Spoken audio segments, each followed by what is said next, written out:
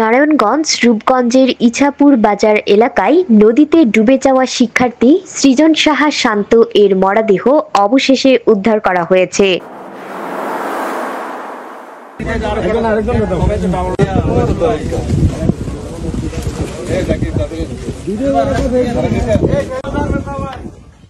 গত 15 জুন বিকেল 4টার দিকে নানাবাড়িতে বেড়াতে এসে বড় ভাই সৃজন সাহা শান্ত নদীতে সাঁতার কাটতে গিয়ে নিখোঁজ হন। এই সময় তিনি ছোট ভাইকে ভিডিও ধারণ করতে বলেছিলেন। এক পর্যায়ে নদীর প্রবল স্রোতে ভেসে গিয়ে আর উঠে আসেননি তিনি।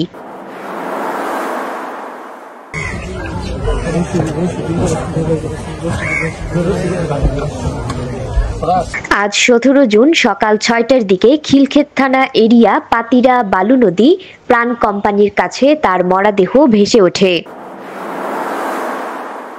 সৃজন সাহা শান্ত নরসিংদী সরকারি কলেজ থেকে মাস্টার্স শেষ করেছেন। ফায়ার সার্ভিসের ইনচার্জ উদ্দীপন দত্ত জানায়, নদীর প্রবল স্রোতের কারণে উদ্ধার কাজ ব্যাহত হচ্ছিল। আজ ভোর 6টার দিকে মরদেহ বালু নদীতে পাওয়া গেছে। নারায়ণগঞ্জের রূপগঞ্জ থেকে এস এম আবু কাউসার, দিগন্ত টিভি।